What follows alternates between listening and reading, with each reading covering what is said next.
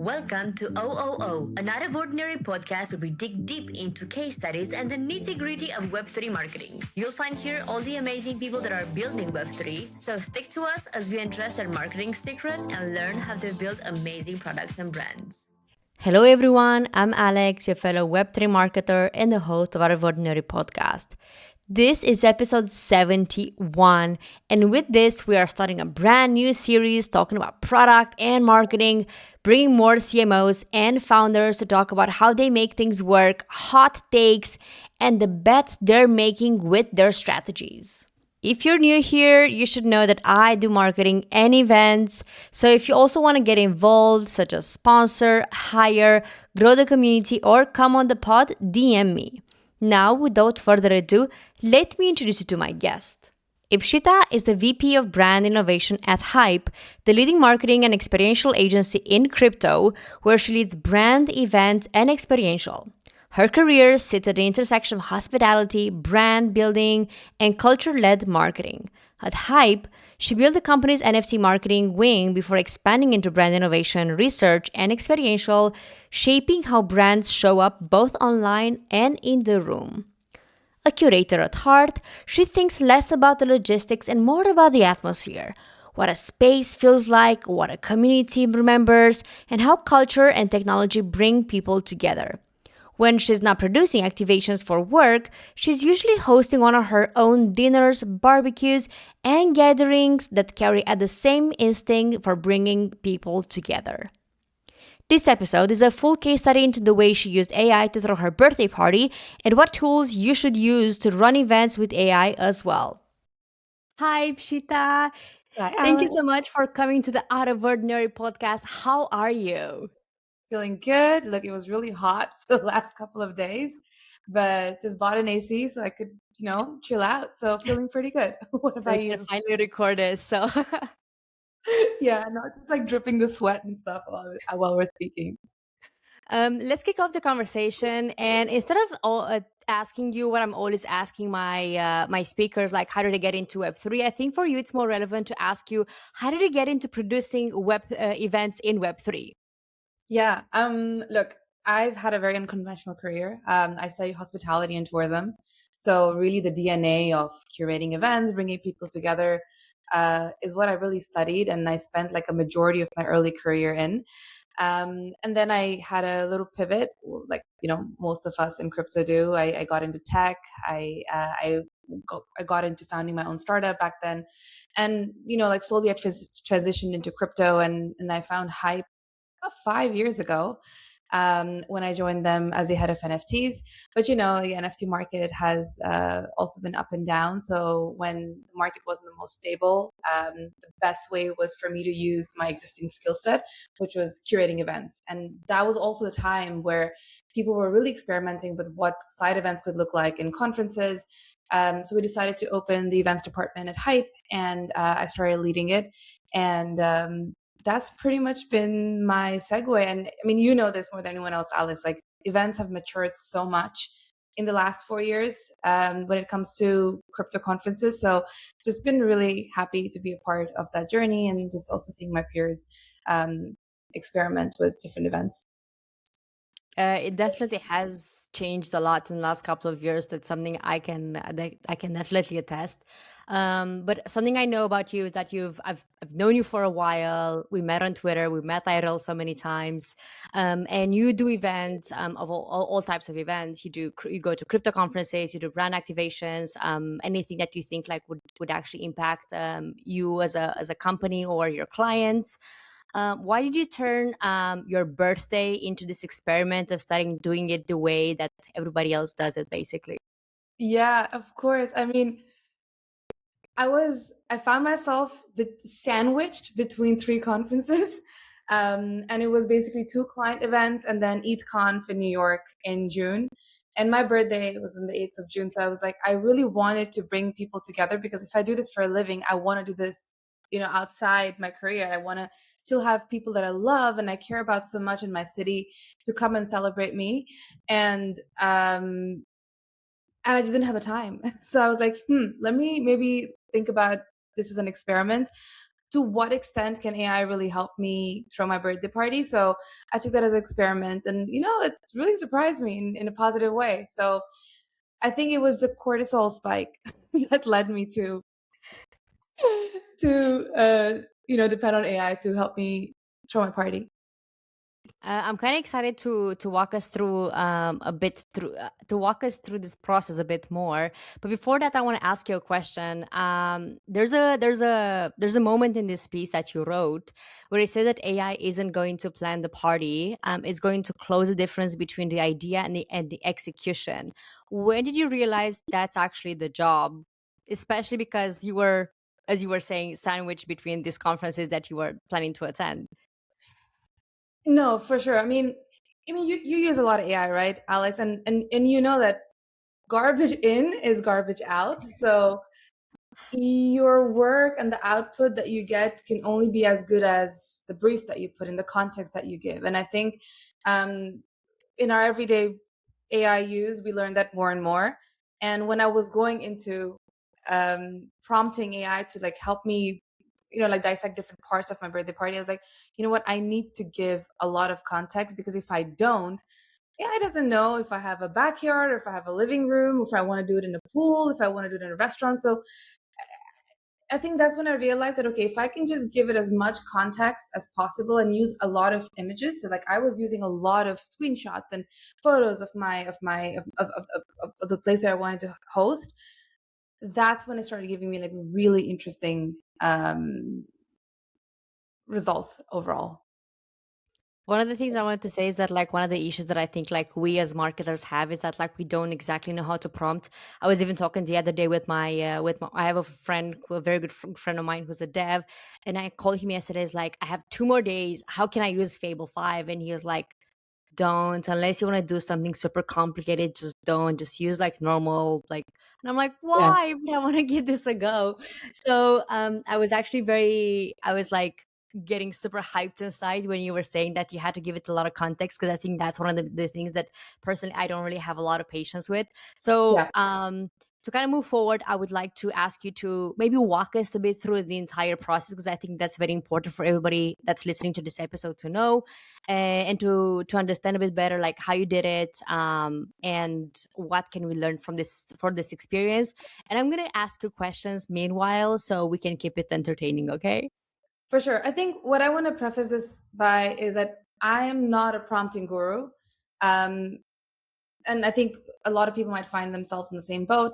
I have colleagues like Dana, Rabin, like who pretty much like spearhead our AI department at Hype. These guys are amazing at prompting. And then of course like a much wider set of people at Hype. I don't think I'm anywhere close to them. They're all amazing. But what helped me was just, like I said, giving it a lot more context, giving it a lot more understanding. And yeah, you'll see my prompts are not groundbreaking. They're just very long and just explaining a lot. So, a little bit about myself. I used to run events for the Marriott Group, Atlantis the Palm back in the day. And today I lead events and Hype's pretty much entire physical brand presence. Used to be at crypto conferences, and now no longer. Like we're also venturing out into the general emerging tech conferences.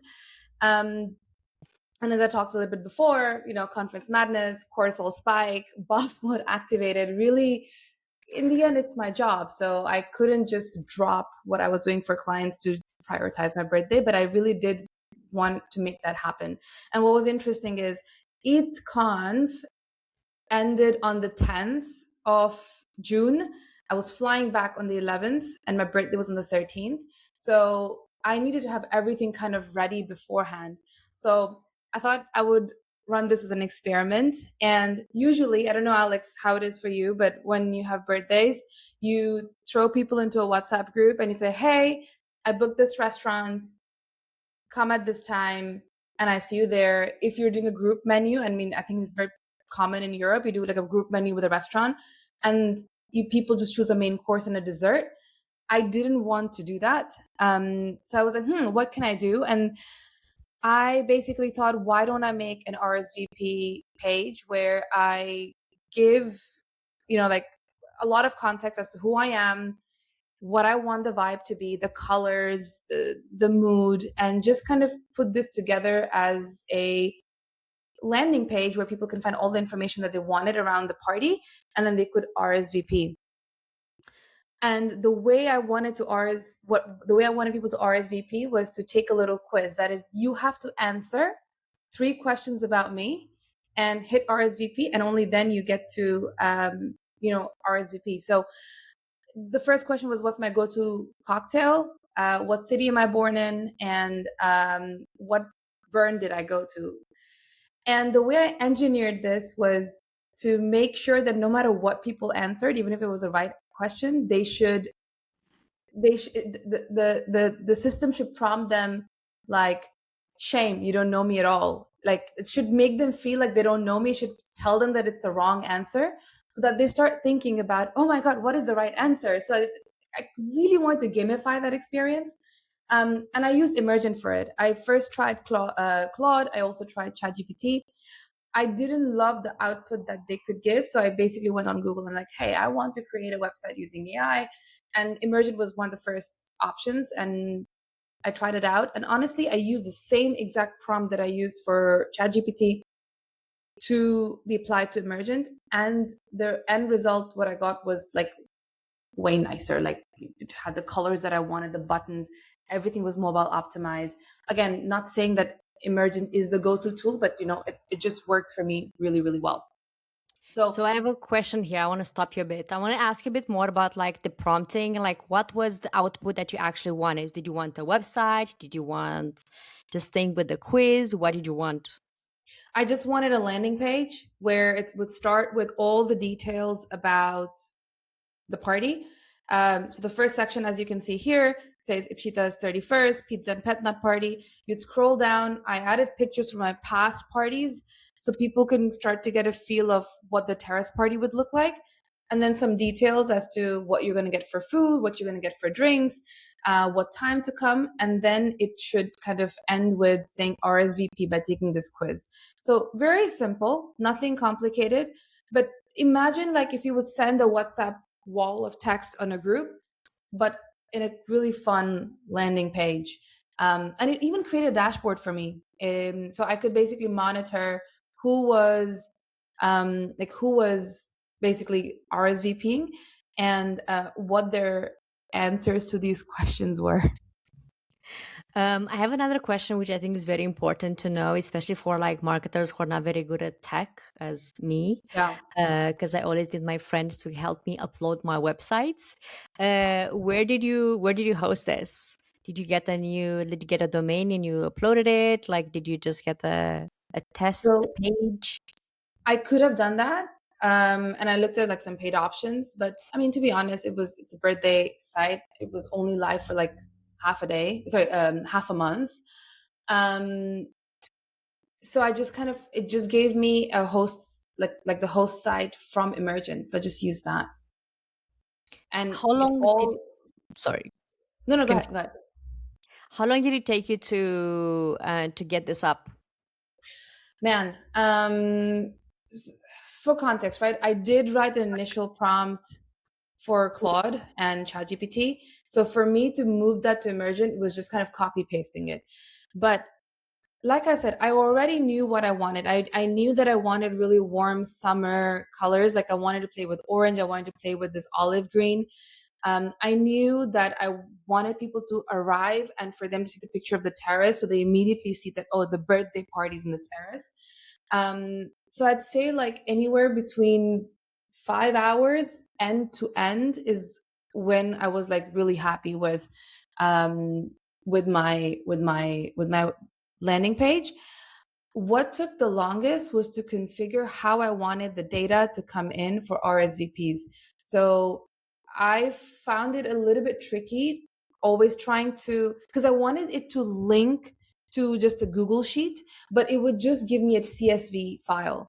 And I realized that I couldn't do it without actually hosting the site. I mean, I could be wrong, but at least this is what I discovered when I was trying to do it in my process.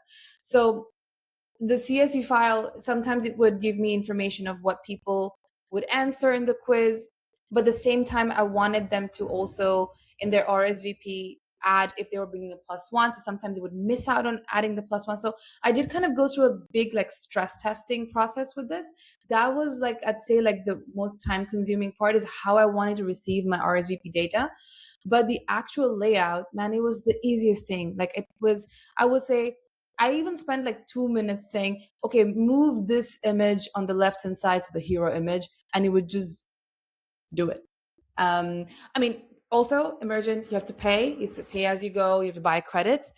I guess I don't know. Maybe that was like a big deciding factor between why I moved from ChatGPT, because I was just not getting the end result using Chat or Claude, for that matter of fact. That was actually like the last question that I wanted to ask you on this segment, let's say, because like I checked Emergent and you have to pay, but it's actually very low, like entry fee. I think like $1 or something. I think you have like a free version, the $1 version, and then like the another version for like enterprise or like something bigger. So that was actually the question I wanted to ask you, to see like if you have paid for that or you have just used it the free stuff.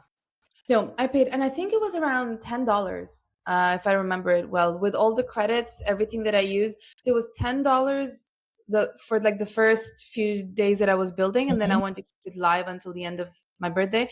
So in total, I might have just spent like $20 to have this up and running if I would have bought a domain name and hosted it. So let's just add whatever that would cost. But I think to get this running, it's $20. Okay. Good. No more questions there. Okay, cool. So, this created so much drama. Like I was getting my husband and my other friends were getting messages from friends saying, "Hey, what's Ipshi's favorite cocktail?" Because I feel like depend on when people know me from which period of their life, my favorite cocktails change. So someone would put Aperol Spritz and it would say no. It would just give them this tragic, you don't know me at all. And they were like, no, but I swear she loves Aperol Spritz. Or someone would put an espresso martini. So I feel like it created a sense of fun, which is exactly what I wanted to do with my birthdays. Like I didn't want it to be, like I said, a WhatsApp group. I just wanted people to have fun and communicate. And I think that it achieved pretty well. And I think there's a lot of learning that I can take from here to maybe test this out for some of our client events in future, or even like our own hype events in the RSVP process, right? So it could be something that I could learn from. Moving on to decor and setup, which I feel has had an insane contribution. I knew exactly what I wanted visually. Like I said, I just didn't know how to get there because I just didn't have the bandwidth. Usually I would like look at the space and like map things out. I was literally, Alice, I was running from one conference to another and I just didn't have the time. So I actually pasted my prompt here exactly. So I shared this terrace picture and I said, this is my terrace. I'm planning on organizing a birthday party. The theme is Italian pizza and Prosecco. I want you to convert this into an Italian inspired rooftop pizzeria. Tell me, what are the things I could do in terms of decor and design here? Get granular. Tell me about walls, the tables, the tablecloth, space arrangement, everything. And as a final result, I want you to create like a pictorial reference of how everything we place. So I wanted it to map my terrace into what this could look like. So get ready. The first result, pretty fucking impressive if you think about it. It gave me this cheat sheet. It's not bad. So if you think about it, this is a terrace, and the same terrace, it's showing from like the other perspective. So what did it do? It reorganized my terrace. It gave me, a very interesting layout. It did like vibe setting. It gave me like a color palette, and then also like a potential shopping list in case I didn't have. Now, this is interesting. But then I told it, hey, listen, I don't know if I want people to be seated because I didn't own that many chairs. So give me an option for a sit down, a cocktail, like standing up, and a more informal, like a buffet. So this was a second result where if you see, it gave me the 3 options and then it broke down the layout, but then it also gave me the potential shopping list for each of those.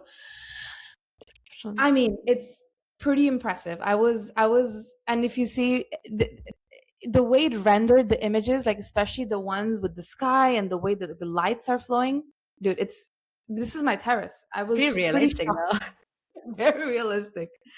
And then in the end, I said, listen, I feel like the red and white checkered is a bit too cheesy, and the white tablecloth is like a wedding, and this is too much. How about we look at a setting where it's like half seated, half walking around, but instead of red and white checkered, I want you to play with yellow and white checkered. Um, so this was the final result that I was really happy with. And Alex, I did exactly the same. I had my Prosecco bar here, I had my pizza table here, and I had seating arrangements. And this was what I really wanted. And I think this kind of comes back to, it gave me the red and white because it's what most Italian pizzerias are seen as. But it comes down to taste, right? I really wanted it to be yellow and white because I wanted to feel a bit like Sicilian. And if you don't give that context, it will not know, even in the second prompt, this is what you want. It just went straight away to like white wedding and black buffet options. So again, like going back, like garbage in, garbage out. So like you can ask it to throw your birthday party, but it wouldn't know what you want until you go like, hey, listen, tweak this little part. And this actually became exactly what I was looking for. I was about to say that the third option looks like very fun as an idea, but very corporate at the same time. Right? Totally. And that would mean that I would have to get those tables and the black tablecloth, which have to be like attached. It felt very stiff. It didn't feel like a birthday party. It would be a crypto conference drinks event. And then I basically went ahead and I realized that I did not own these tablecloths. I didn't own specific lights. So I put an Amazon order before I left. I arrived and it was already at home. So it was just very easy to set up. One really, really interesting detail was I was asking it, hey, listen, what can I do with the wall? Because I have this really interesting wall. And I love how chat says, cover the ugly wall with fabrics and lights. I'm like, thank you for calling my wall ugly. Right? It's like, cover the ugly wall. But look, it gave me the idea of hang 3 to 4 vintage style Italian posters, which is what it did. If you look at here, like Peroni and the menu. So I thought if it's going to be 3 to 4, I don't know, something clicked in my head, and I thought, I asked people to answer 3 questions in the RSVP quiz. What if I figured out a way to print the posters of the answers to those questions and made it into like a wall decor? So this is like the actual image. Looks still very ugly because lights are not on. But the first question was, what's my favorite cocktail? And so I printed the margarita poster. Which city was I born? And I printed New Delhi. And then which burn did I go to? And I went to Africa Burn. So I printed the Africa Burn poster. So when people arrived, they were just like, why are these really weird posters here? And then I'm like, guys, these are the answers to the questions. And it was like, whoa, that's so interesting. And then there was like another, set of discussion that people were having. And I don't know, just really made it immersive. And it felt like it was tying things in and felt very personalized instead of it just being random. I drink a lot of wine, and I've been saving some of the best wines that I had throughout the year till date to maybe later use it. So again, I think I asked Claude for this. I was like, hey, Claude, like I have these beautiful bottles of wine. What do I do? And it said, make them into, vases and like put a flower on each and like put it across the table. Very Italian, but don't go for white flowers because very wedding. So it gave me a lot of support that I've needed. I was about to say it got you to like buy a lot of flowers. I know flowers are expensive. I don't know how it is in Portugal, but it's cheap. It's not bad. Actually, for everything here, I paid like $10. 10 euros, sorry. It's not bad. If you're considering moving to Portugal, this is your sign.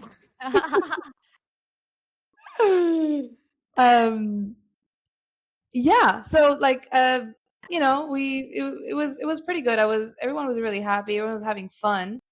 And then I think the last part here was the music. which I'm not a DJ, but I do have incredible taste in music. At least that's what my friends tell me. So I'm going to just use that as a comment to, praise myself here. But I was not going to DJ at my party. I did not want it to be like a Spotify playlist-ish thing when it's like a 5-hour long party. And I didn't want my friend to be like, hey, I'm going to be trying to be a DJ. I'm like, no. So I discovered that Spotify has a mix feature. Did you know that? I don't know if you use Spotify or Apple Music, but did you know Spotify has a mix feature? Actually, like I'm probably the only person that I know, and I know a lot of people that only uses YouTube for music. YouTube Music is not a bad idea too, but I don't know if they have a mix feature. I don't know. What is the mix feature of Spotify?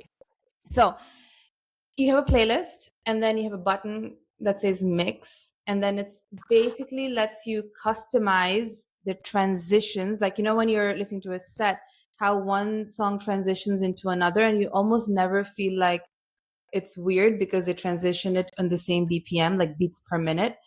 So basically what the Spotify mix feature does, if you look at my screen here, so let's pick up this song called Nani, and it says 120 BPM. And then the next song is Irado, which is 129 BPM.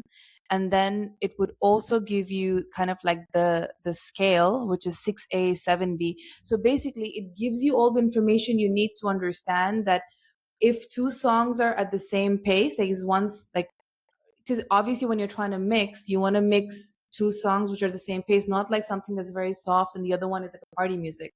So it gives you these details, it exposes you to it, so you can move the songs across, and you can also change the starting time of the song so it blends it really like seamlessly. So I turned it on, and this was literally like 5 hours before the party. So basically when I woke up in the morning, and I was like, fuck, I really have not figured the music out. But I knew that I wanted music. So I went to Claude, and this is exactly the prompt I used, saying, I will share the screenshot of my entire playlist with you with the mix feature on, which means you have full access to BPMs and keys per song. I have a 5-hour party, 5 p.m. to 10. Sunset is expected to be around 9 p.m. You would probably cut the cake at 7. Can you rearrange it for me? But the main tastemaker here was, I want to build a peak, but with some fun, elegant surprise waves in between. So I didn't just want the playlist to flow like this. I want it to be like, shoop, shoop. So like you have like one song that makes you boogie a little bit, and then it kind of brings you, it's kind of like, imagine you're at a music festival, and like how the DJ really makes you dance and then sway.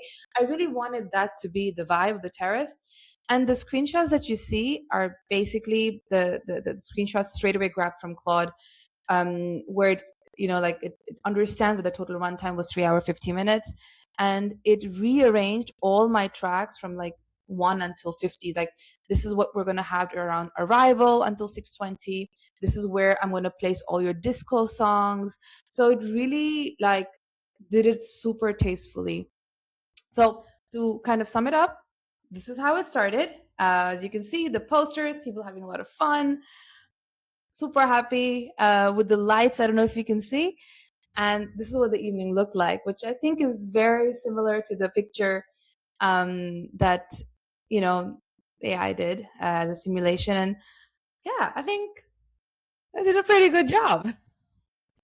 I think it did. I think it's like, it looks very, I think it's very nice that you kind of managed to transpire everything that like the AI gave you into like real life. And I think that's pretty impressive, because like personally I've never done this, especially because like I mean, when it comes to birthday, my birthday is in end of November, so most times it's pretty cold. I bring my friends at home, so well, next birthday, text me. We'll do something fun together. yeah, definitely. We should. Actually, like last year, I ended up on my birthday at this Monad dinner, and everybody found out and they sang me happy birthday. So I think that was quite nice. I was in Argentina. I was gonna say this was in Argentina, right? Yeah. Nice. Listen, that's very special. If you can celebrate your birthday with your colleagues as well and your work besties. It was a very different. It was a very different thing than like what I normally do because I have a bunch of friends back home, and I always like have the same group of people plus minus coming on my birthday, and every time they meet, oh, I've met you last year at Alex's birthday. Like, yeah. That's nice. That's a really nice one. But I think Argentina was definitely something a bit more different and special, let's say. But yeah. I feel the same. I mean, I was not at your birthday, but I just feel like Argentina last year, DevCon was just DevConnect. Sorry, was very special. The energy was just really nice. I really liked that trip, to be very honest with you. And the market was different. Well, I'm gonna pass. I'm gonna pass commenting on that trip because I think I complain about it quite a lot. I wanted to see if there's anything else that you want to share here before I can ask you a few questions about like some of your learnings from this experience and how maybe you can anybody can move them into like real life or like working for clients. For sure. I think the biggest learning I had was, give it as much context as possible. Again, I'm not an AI expert. I'm just someone who's trying to dabble with AI to see if I can have fun with it and make my life a little bit easier. I'm definitely going to be trying to use like the text to image simulation style work for a lot of the stuff that we do for clients, because until now, when we would be pitching events to a lot of our clients and we would show them, hey, this is where we would do it, this is a great venue for us to choose, this is what we expect you to do. Not a lot of our clients are visual. They don't know what's going on in our head, but we know what's going on in our head, and a lot of times it would be difficult to pitch. And with this now, I can just kind of prompt AI to say, hey, this is the floor plan of the restaurant. I want you to kind of convert it into, put the flower vase there, put my client's logo on this side, make it neon, make it whatever. So I feel like such a powerful thing for me to, at least for all event managers, to be able to kind of visualize for their clients and what they're, or even their bosses, right? A lot of times you have heads of events, they're trying to pitch a concept to their CMOs, and it's a really good way to do it. I've been playing with Canva's AI to do this as well. So stay tuned. I don't know how successful or not, but yeah, I think between Canva, Claude, and Chat, there's enough tools that we have that can help you visual. I think visualization of events is just so important. I'm sorry, I'm just kind of going on and on about it, but it's such a visual place. Like the moment you come in, the first thing you want people to go like, oh wow, this is such a cool event, right? It's about feeling, it's about what you're seeing, it's what you're smelling. And if you can do that before for your clients or your, I guess, your bosses, there's nothing like it. Like you've how many concepts get shut down because people can't imagine the concept. One of the things that you kind of brought this up, so I want to ask you, what do you think is, especially because you've been to so many conferences, you've organized so many events, like what kind of events do you think are missing right now in this industry? Especially because I feel like everybody was kind of doing the same thing. Like there were so many interesting concepts, but they did not translate into like maybe users or even people that know exactly what you do as a company. And that was actually my main issues. And I know I've complained a lot about it because I've seen so many companies trying to do something super creative, but at the end of the day, after a year of spending so much on like brand awareness, nobody knows what you do. And for me, this is absolutely insane to be able to like spend probably like at least hundreds of thousands of dollars on like a ton of events, and then when I ask people like, hey, what do you think this company does, they're like, I have no idea, but I have nails from it. I don't know, I went to this party, I've etc etc, so I think Yeah. like and right now, like, so that's one of the main issues that I've seen.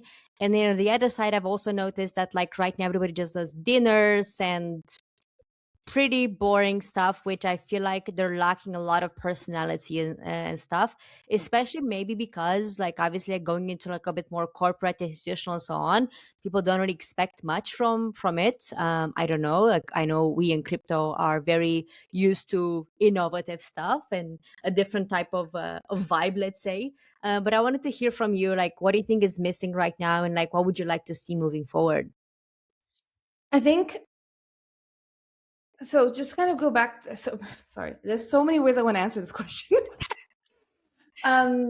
one of the things I want to bring up is, like Coach, the fashion brand, right? Like Coach has a really interesting way of creating brand presence through like the House of Coach, Coachtopia. So like if you follow their, I think his name is Giovanni. He's their head of visual design.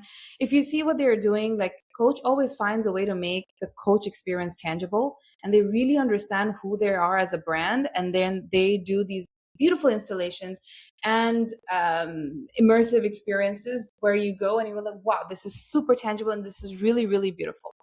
And everyone who's invited is basically a stakeholder or like a partner, and they understand fully what the value prop is. That's like a Coach example. Then if you have Rituals, like the brand from Amsterdam that perfumes and home care, they have something called the House of Ritual as well, where they have a really beautiful way of translating the House of Ritual into like these pop-up massage parlors that you would even find sometimes in the Amsterdam airport, or like they have House of Ritual in Amsterdam where you would go, and everything that you get kind of experience is Ritual products. So I guess what the point that I'm trying to make is, yes, I understand that when we're talking about crypto, the products are not the tangible, they're not the consumer products that we're using every day and they're tangible.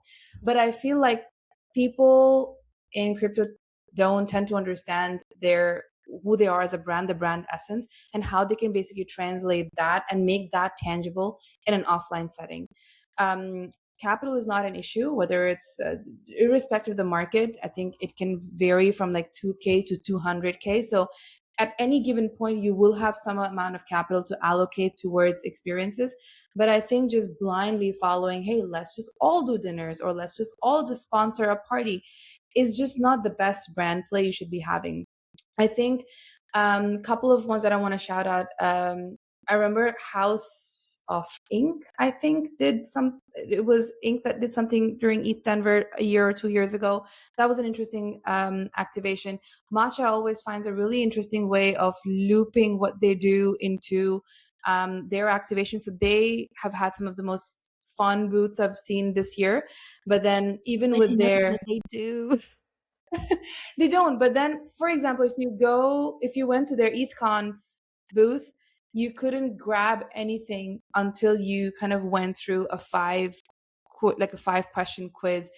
And if you It's a didn't new know, trend I'm seeing actually right now, and everybody's like, "Oh my god, I just right? went there for the merch. I had to go and stay and like answer all these questions and so on." It's annoying, but like you said, it at least forces you to know what they do. And then if you don't know, then you have reps there who are there to kind of like help you understand what they do and understand. So I think crypto also has a problem where we love free merch and we love all these free parties, but I think there is a gap that we as users and attendees can fill by actually understanding what the product does before we go, and from the brand side, for the brand manager to think about, okay, or the CMO to think about, what do I need to do to kind of like bridge that gap? What do I need to do to make my brand tangible, instead of just spending 10K over a dinner? Like, do you need a dinner or do you need a party? Like, to really think about it. So I think the push is, you have 30K, just go spend it somehow and get me mind share.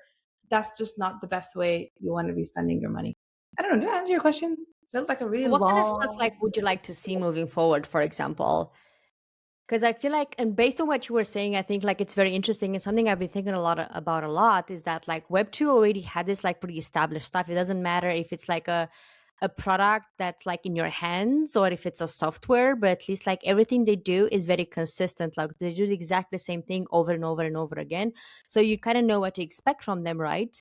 Yeah. Maybe unless you're at Cannes Lions, because it was like all over my feed recently, and then like maybe that was a bit of a different story. But generally, you kind of know exactly what they do, or like what to expect from them. Whereas in cryptos, I think you were saying like people don't know exactly what they stand for, and I do understand experimentation. I think it's very important, but at the same time, I think it comes with a cost that's very it's not budget friendly at all. It's very Mhm. expensive in terms of like money spent, but at the same time also effort, and also like the results that you're bringing, because many times I think it's not really that amazing, because everybody's so used to like pretty much everything, like villas, dinners, da Yeah. da da. So like it's very hard to like, is you don't know what you're doing, you don't know the core of your brand, like you can't really stand out, and then nobody's going to talk about you.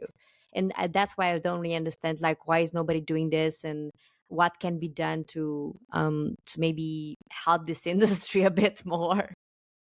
I think smaller and more intimate experiences would be interesting to see. And I don't mean to do dinners, but what I mean is, like figure out who your target audience is, have 100 people, whether you invite them over a dinner or a painting class, it doesn't matter. Or even if you do a summit, like try to find the right 100 people and really turn them into your brand advocates, and find a way to communicate to them, and they will do the rest of the job pretty well. I think that's what I would love to see more. Now, obviously, um, you're free to imagine and create however you want. Like even like if you think about yours, like the Web3 hackathon, um, it's very clear what you're doing, and it's about finding the right people. So I feel like if we could just find a way to just target the right people instead of targeting all the people, I think should do the job. I would love to see more intimate events, so under 100 people. I would love to see side summits that take place at main conferences, capped at 100 people only, and maybe make them pay a little bit, even if it's $10, $15. Find a way to really get the qualitative people, so you have less of the window shopping being done. That's very important. Like, and when it comes to my hackathons, I just wish I had more money. I had so many ideas and stuff that like I wanted to come out of that especially when it comes to like content coming out of it. But I think like resource wise, sometimes it is what it is. You gotta accept the situation you're in. um One of the questions that I have for you, because I kind of want to move forward into like more general stuff and stuff that like our audience can maybe do for their own stuff. If you had to plan a party without AI between like conferences and the kind of situation that you were in when you were organizing this birthday thingy, what gets cut and what's the actual time compression? Like how much time do you need to able to deliver something like this? I think I would have completely scrapped out the website and the decor part. I would have just kept it, hey friends, come to my backyard. There's gonna be pizza and prosecco. And if you want, contribute with a bottle of prosecco. So I think I would have definitely kind of like gotten rid of all the bells and whistles. I would have still maybe done the Spotify music part. I just had to maybe spend some time manually doing it by myself and rearranging it. But I would have just kind of like let go of the decor part. I think for me personally, use events that I do outside of Hype and our clients as a way to get more inspired, to learn and make those mistakes at my cost, so then I can bring those learnings back. And for me, it's just so important to be able to have the freedom to do, because also when I'm doing it for myself, I don't have a client saying no you can't. I don't have a lot of limitations. So yeah, that's what I would drop. I wanted to ask you if you're using AI in client work, but I think you already mentioned that. But I wanted to talk more a bit more. I wanted to talk more a bit the ROI that can come out of this event. Because let's say you have an idea, you show it to the client says yes. But like, what kind of events do you propose? And like, do you and your client ever think about the ROI of that? And if yes, which kind of ROI do you guys expect? Of course. I mean, it's really different for different products, right? I actually wrote an article earlier this week about how we've been hosting dining experiences ourselves and for our clients, and it's really helped us jumpstart our partnerships game to a different level. So in that case, the metrics that we were tracking was, hey, how many people did we invite? And how many people showed up, and how many of them actually translated into relationships for us or for our clients. So the ROI that we're tracking is, the net relationships, warm relationships that we built. For something like what we did, if you think about Candlelight, the one that you came to in Buenos Aires, we were tracking multiple things with Octant. So we were tracking close relationships. So we really wanted to create an event for marketeers and experience creators. Like that was like our tier A guest list. And then tier B was founders and VCs.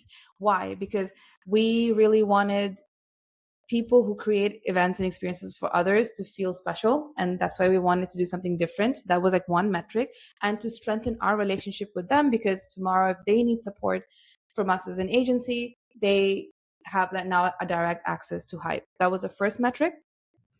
Second metric was timeline takeover. That is, we want to do something so different that nobody within the crypto conference had seen. So when we came up with the concept of Candlelight, we wanted to make sure that the stage and the production wasn't such that almost everybody is kind of like forced to take their phones out and take a picture.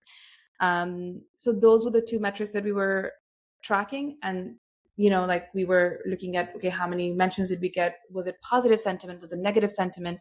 So that was the ROI. So I think, to go back to your question, it depends on who the client is and what your goal at that moment is. And we usually track the ROI using that. And now, like I said, Alex, the number of times we've pitched concepts that have made sense in our head, but we haven't been able to translate that visually, because you need a lot of resources sometimes to 3D render a space for it to become like, that's like wedding planning stuff, right? If you're thinking about.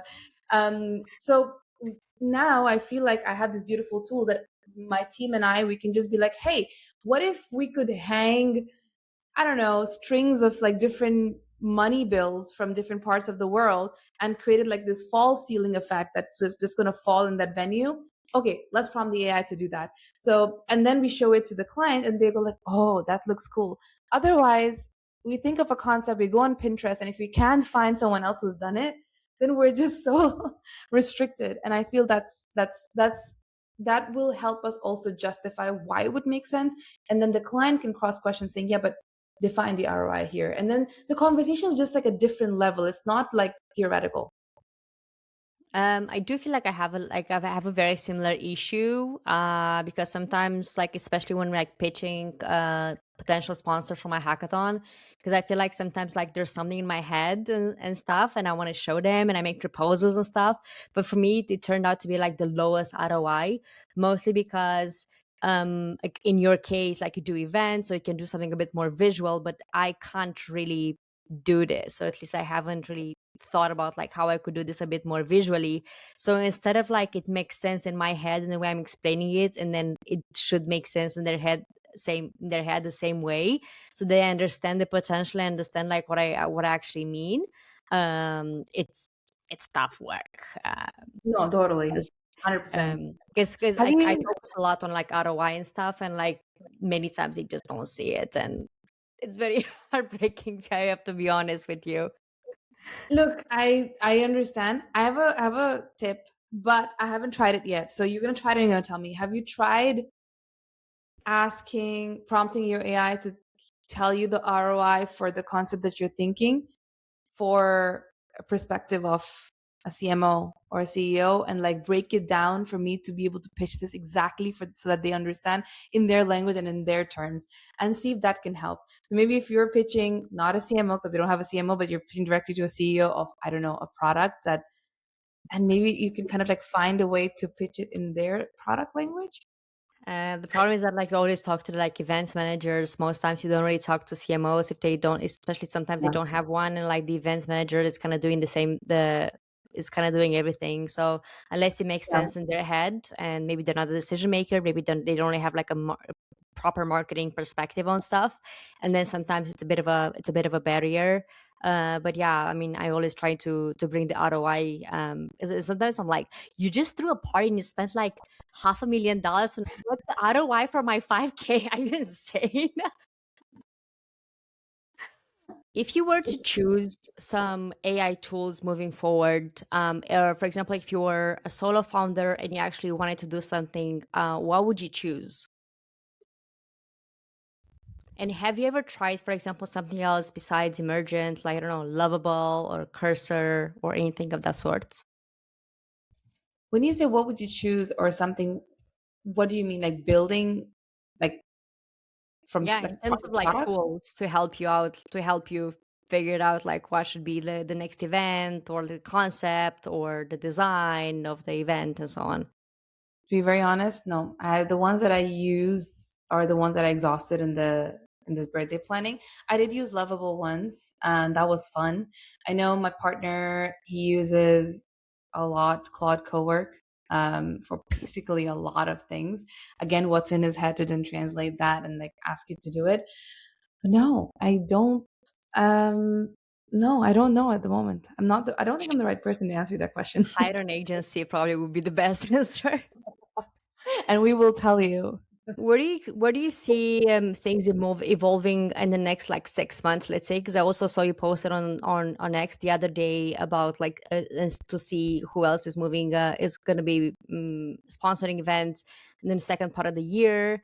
And I wanted to see from all the answers and from your gut feeling and from everything that you're speaking to clients, like what do you think is going to be the situation? What we're hearing a lot from our clients is there's a lot of focus around Q4. So, no, sorry, end of Q3 and beginning of Q4. Everyone's really excited about Token. Everyone's excited about Money 2020. We're hearing a lot of buzz around Breakpoint as well. If you go to Breakpoint's website, they've also changed their positioning a little bit. So it's attracting a lot more um, founders. Hearing really mixed reviews about DevConnect. Sorry, is it DevConnect this year or DevCon? I think it's DevCon. Okay, so hearing a lot of mixed reviews about DevCon. I mean, I would love for it to be there. I'm from India, and like vendors are at the back of my hand. So like, it would be a dream come true to be able to produce something fun there. But I am kind of hearing a lot of mixed reviews.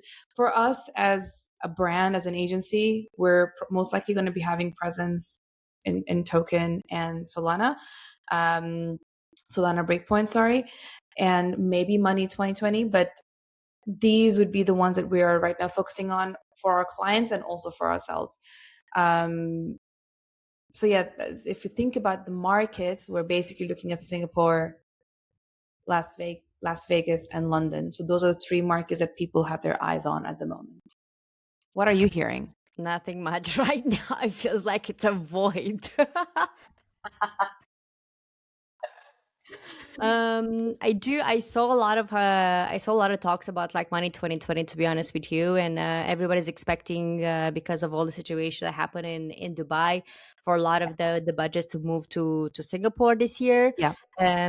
So let's see, maybe Solana Breakpoint, but I've never been to one of them. And I feel it's very hard for me to penetrate that community, let's say, especially with everything that I do, because everybody kind of associates me with Ethereum, even if it's a side event, and I do it at Ethereum events because that's where the majority of the sponsorships go.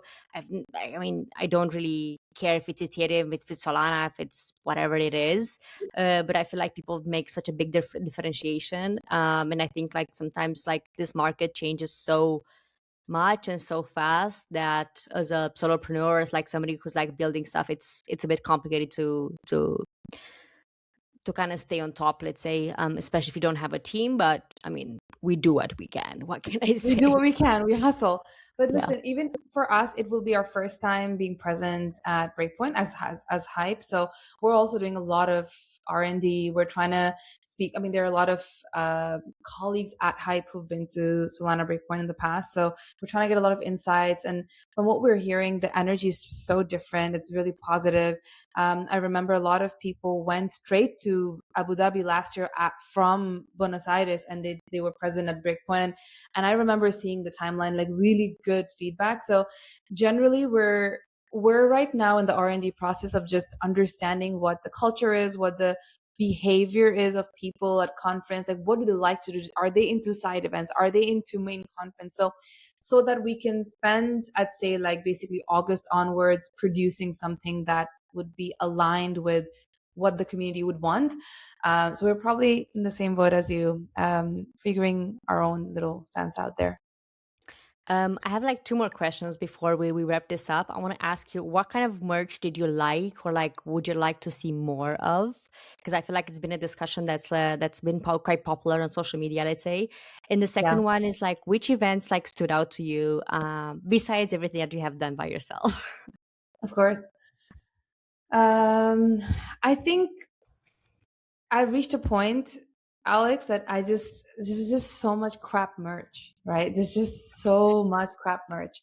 But I always like a good wearable. I don't know if it's because as a woman, like I like to add things to my closet.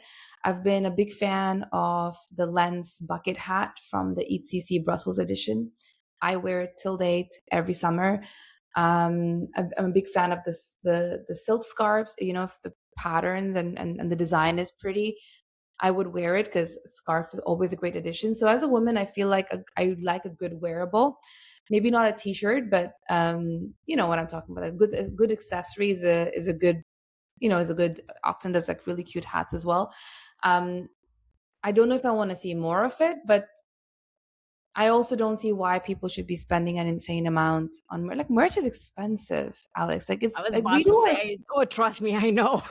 right. Like we do our socks, and that's like the only merch we really dabbled with because also over time they've become iconic. So we thought, why don't we start looking at iterations of the socks? So for Def Connect, we had the mate this threaded socks. So we still stuck around it. We did some t-shirts in the past, but I think merch is a great is a two things. So merch attracts people to your booth. So people will do XYZ to be able to get access to something. So that's, you know, is always a positive. And then it also translates back on social media, which gives you timeline takeover. So does pretty well. But I think we can think of something a lot more curated. But that's what I'm saying, right? If you're thinking of hosting events that are at a scale of 400 or 500, then you're mass producing. So obviously with the same budget, you're creating like bad quality merch. When you're thinking of doing something between 50 to a 60 people only, you can spend that same budget in higher quality merch or giveaways or goodie bags, which I think have a higher potential of sticking around. So I think I would love to see more high quality merch. I don't think we need fans. I don't think we need band-aids. I saw a really cute chest box from Matcha at ETHCon, which was cool because now I can have a carry around chest box. Sorry, a chest set, chest box. But I think outside of that, yeah, I think a good wearable is a good wearable. Let me just put it that way. Like, I think I would love to see 20 high quality scarves, if it's women only, to be, or bandanas to be given away with like, hire an amazing designer to come collaborate with them, give them credit on your social saying, hey, this entire scarf collection has been designed by designer XYZ. Like, I would love to see that kind of collaboration process where the designer is getting credited and then you have a supplier, not just let's just make t-shirts or tennis skirts and whatnot. Just that's just my point of view. For And me you and had a Bayer, I follow-up think they question. did amazing, amazing merch. Like most times that I've seen, at least like at Cool. ETC and Bayer. Yeah, 100%. Um, yeah, And in but terms then of events, in terms of events, I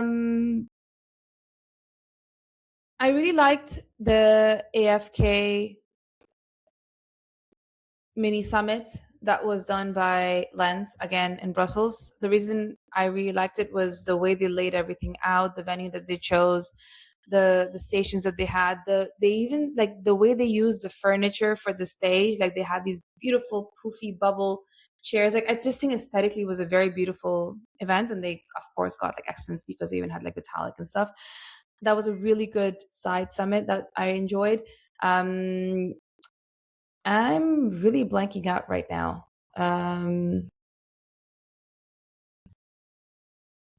I've not been to any, but I've always heard like Luxor events have been good back in the day. I feel like I'm I really was about tapping to into. say, I was about to say that I remember like one of the Luxor events in Bangkok. But it's so sad, I think, in crypto that like there's so many good events, and like you feel like, oh my god, this company is like really on the rise, and they do these events or they do this merch Yeah. and so on. You're like super hyping for them, and then like a year later, like they're nowhere, like their chain died or whatever happened. So it's very unfortunate to see, and I think it happened a lot, quite a lot, with a lot of the product Way that more we. than we think. Yeah, unfortunately. Ipshita, before we wrap up, do you have an unpopular opinion in Web3, in crypto, in events? We don't need a lot of merch. Or we don't need any merch at all. I think my hot take is your event should make people feel something, and that's it. It should be emotion based. You're bringing people offline. You're going to be in vicinity of each other of like, I don't know, like 10 meters, and you need to provoke a specific feeling, and you can do that by spending a lot more time in curating the ambiance and making sure that you show up on time as hosts, making sure that people, as soon as they arrive, they have water and like access to coffee. Like, it's small things. It's a culmination of micro decisions.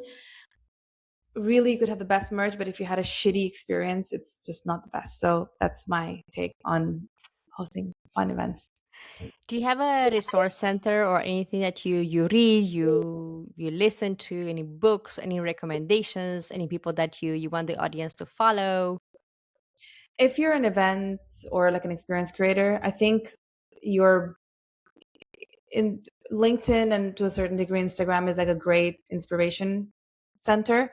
I follow some of the most amazing and incredible people at the top brands that host experiences, and I follow their content on LinkedIn. It's not written by AI. They actually take the time to write it, and when you see what they're doing for Adidas and a lot of these fashion brands I follow, it gives you a lot of inspiration of what you could be doing for your clients. And I would love to bring some of those ideas to life in our conferences. So that's one. And then of course, like, you have a lot of micro event planners that you can follow on Instagram that post a lot of their books, a lot of their portfolio, and local events that they are doing around the city. Follow them. You have the For You page on Instagram where you can discover basically everything from a really special martini glass that they built just for this specific event, all the way down to the table decor. I think we need to look at inspiration outside of our little bubble, and then try to find a way for how it can kind of live and fit in our industry and our people. Thank you. Where can people find you? You can find me on X as Crypto Queen. That will be with KWUEENE. Or you can just find me as Ipshita Kumar on LinkedIn. Or just click on the description of this episode. You're going to have For everything example, yeah. there. That would work too.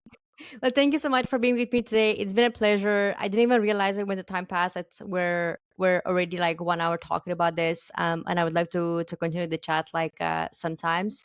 But thank you for now for coming, and hope to see you soon.